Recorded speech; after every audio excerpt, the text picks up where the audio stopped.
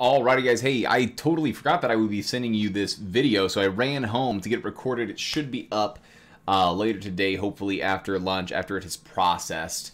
So let's go ahead and get into the reading guide for 4.4, 4.5, and 4.6. This is a relatively short section. Hopefully you're able to finish the videos on Thursday and Friday. But these are the reading guide questions for this section. I'm going to go ahead and zoom in here. And number 4 focuses on financing using debt. And the first question is, does it ever make sense for an individual or family to purchase a good on credit, and why? Well, if we come over here, we can see that they have a lot of advice they give about, you know, when it's good, not good to borrow money. But it says they have the question right here, does it make sense for an individual to purchase good on credit? And they say the answer is yes, but only if it is long-lasting and if the borrowed funds are repaid before the asset is worn out. So one way to think of it is that, is it going to be worth the same amount or more when you borrowed the money for it, right? So when you look at something like a car, you may be able to get so much value out of a car of having it that it may be worth borrowing money for a car. We'll get into more specifics later as far as what car, you know, you should borrow for, right? Does that mean you borrow for a new car? Well, no, because that's not going to be worth more than what you borrow for. You're not going to get enough use out of it either for it to be worth it if it's a new car. However, if it's a used car, well, whew, there you go. You may get some use out of that. Okay, when it comes to a mortgage for a house, that the house will appreciate. So you'll actually have a house that's worth more than what you've paid for the house. And for an education, the only reason you should go to school is to learn, and not just learn, but learn so that you can earn more. If you going to school does not help you earn more, right? If you're going to school for something like gender studies, that's not really going to help you earn more, okay? So therefore, you know, you shouldn't do it unless, you know, you can get a job somehow, or you go to a school that's cheap enough where it does help you to earn more, okay? The point is that you should only go to school if it's helping you to earn more, because school is very, very costly, right? And the only reason why you buy anything is if you end up better off, right? So the only reason you go to school is so you earn more, right? And of course, there's all tons of ways to earn more without going to school, okay? Look into trades, please. But the point is, so long as it's something that generates value and it's long-lasting, and you know, you can repay it before the asset is worn out, right? You don't want to borrow for a car and then you know, still be paying on it while it's not drivable anymore, right? Okay.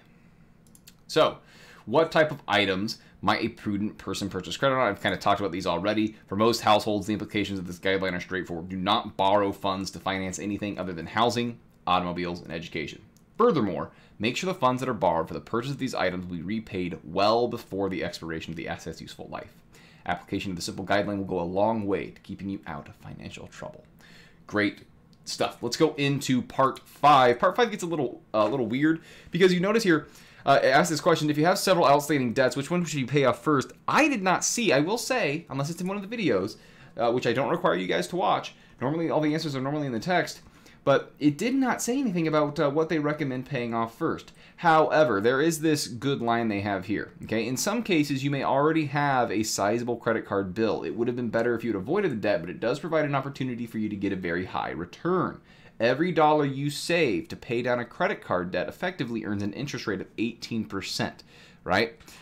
So think about it. Whatever you have on that credit card bill, whatever you don't pay, you're going to pay 18%. It's 18% interest on. Meaning that if you pay extra, you're essentially investing it at a return of 18% because you don't have to pay 18% anymore, right? So you're essentially saving yourself that opportunity cost of 18%. Man, that's a huge return. Of course, it'd be better if you could just invest on the stock market and get, you know, 7% profit instead of getting yourself 18% out of debt. But you should always pay your highest interest rate first. Or there's another method that I talked about in the lectures that is the lowest principal first. Okay, there is no reason to pay the highest amount with the lowest interest rate. Okay, you should either be paying the highest interest rate first or the one with the lowest principal, right? Do you want to go with the more snowball approach, where it's more psychological, where it helps you pay it off faster because you're making more momentum, you're paying off more loans, it makes you feel good? Or do you want to go the more mathematical approach that does, it's shorter, but it takes you longer to pay off that first loan potentially? And that may mean that you're not gaining as much momentum, but you will save yourself money, right? But of course, you know, if you're not, if you do this and you end up not paying everything off because you're so demotivated, then, well, you would have been better off going with the snowball route, right? Okay, so The key takeaway here is one of two things. Either the lowest principal first or the highest interest rate first. Okay, so what is the problem with buying things new? Well, they have a great bit of advice here when it comes to buying new cars. They say buying things that are used, or in today's parlance, pre-owned, you can reap substantial savings. Consider the cost of purchasing a new automobile compared with a used one. For example, if you buy a brand new Toyota Camry, which will cost you about $28,000, and trade it in after 1 year, you will receive about $18,000 or $10,000 less than you paid for it.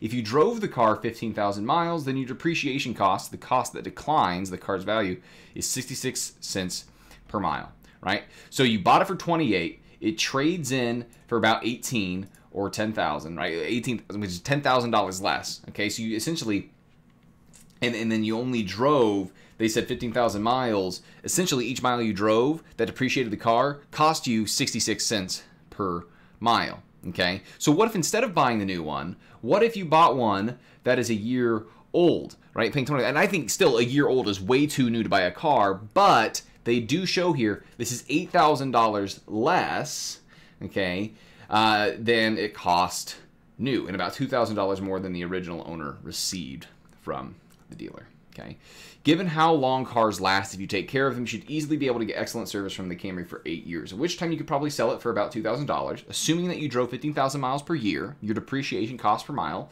will be just about 15 cents. That's 51 cents cheaper than driving the new one. Okay, so imagine if you bought an even more used car. Okay, sure, it may have more problems, but if you can take advantage of the trust, I mean, shoot, if you can buy you can get a decently used car. I mean, shoot, I only paid, I think, 7 for one of our used cars, and I think 8 for the other one, and I feel like I don't have too many problems with them. So, you know, our cost of depreciation is much less, because the newer the car, the more it's going to depreciate, the more you drive it, okay?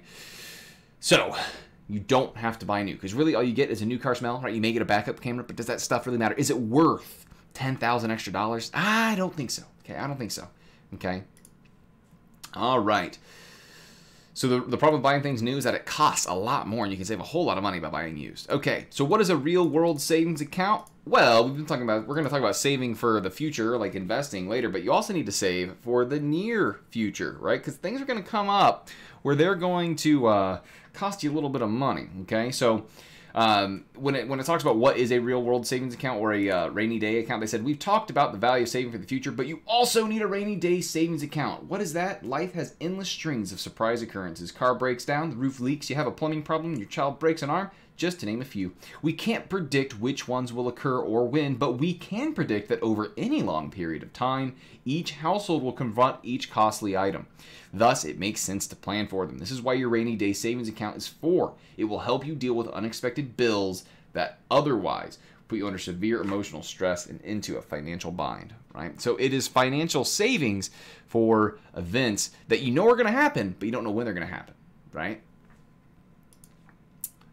How much should you set aside monthly? They give a good explanation here of, you know, look at how much you spend on these things over the course of a year, divide that amount by 12, that total, and then that's how much you should contribute each month, okay? What I like to say is because you want to have this money saved up as fast as you can, and my advice deviates from the book, and I will say there's a quiz question on this.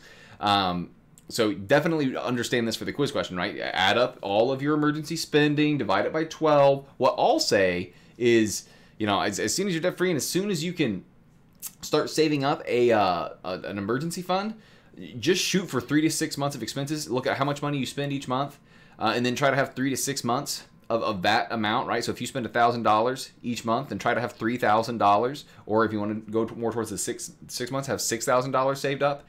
That way, you're ready for it immediately. And why I say 3 to 6 months, like if it's something that puts you out of work, then you can be able to pay all your expenses and not have to worry about borrowing because you have 3 to 6 months of your expenses saved up. So you can, you know, take your time in getting that new job. You can take your time recovering and so on, okay?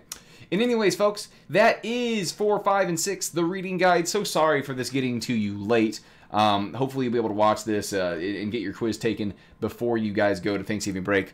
I am going to head back on over to the school because I'm on my prep right now. I should make it back before the bell rings, and I'll be back for 4th. Adios, folks.